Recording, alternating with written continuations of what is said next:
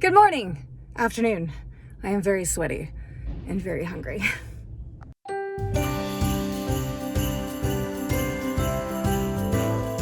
I just got done with the gym.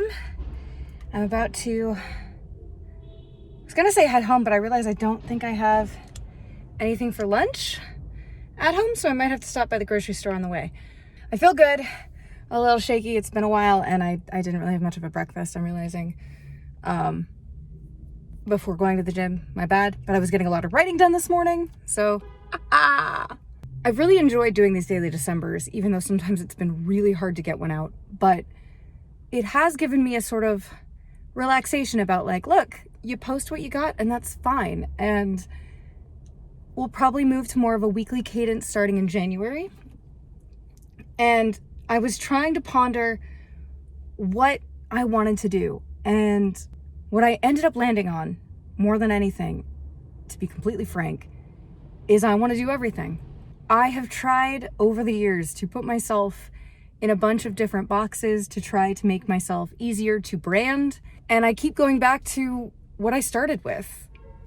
My brand is curiosity. It's wanting to try new things. It's sharing little bits of life with you, and maybe it's never going to make me exceptionally popular, but it's what makes me happy. One part of this is next year I'm really going to start committing to being more physically active again, which I know is what everyone says near January 1st, but Angelique and I were in a really good groove prior to the pandemic, and I haven't gotten back to it since, really.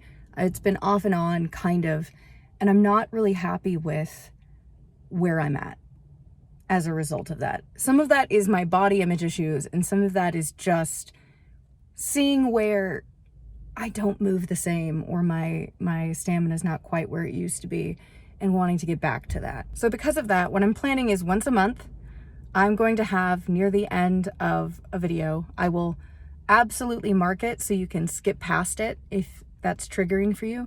I'm gonna have stats to hold myself accountable. My big thing is, a lot of times, it's not even I don't wanna go to the gym, it's I don't wanna get sweaty because then I'm gonna have to take a shower. And that has been a weird deconstruction of realizing the way my ADHD functions with my state of being and how much I don't like taking showers.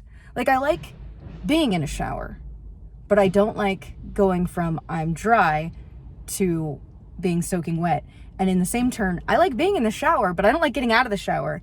On top of tracking what's going on with my physical health, I also want to start tracking what's going on with my mental health. So I was thinking about maybe having like a stats check-in, and I'll like have a little preface thing every time. So if you're like, oh, we're here, I don't want to look at this, and that's fine.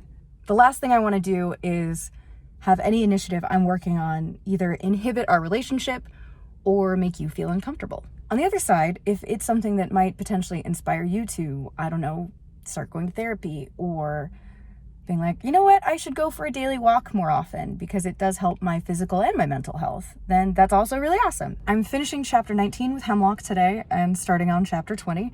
I am so close to finishing this book. It's crazy pants. I need to do a tutorial for CapCut today and tomorrow. I'll probably film them before and then work on the actual tutorial part after rehearsal, which brings me to rehearsal from 7 to 10 tonight, tomorrow, and Friday, because I'm performing in a radio play style performance, which will be happening on New Year's Eve at the Biltmore for a noir night. I'm very excited. It's going to be a lot of fun. We were going to do it last year, and then numbers of the pandemic went up again, so we had to cancel. It's a little weird that I'm filming this completely in my car, but I'm sort of compartmentalizing of once I'm done with this, I'm going to be done recording for the day, and that's fine. And then that way I can focus on the other tasks I need to do.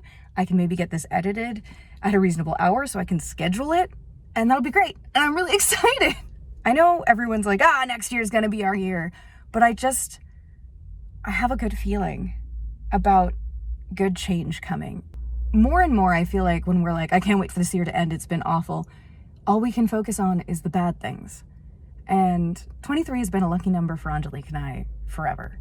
And it maybe means nothing, but wouldn't it be better to approach the year thinking good things are going to come? And when bad things happen, don't see it as proof of I was wrong, oh, everything's against me, but rather taking it and saying, amor fati, love your fate. There is something even in the bad moments that I am going to take away and become better for. I'm just sort of done with just seeing the bad.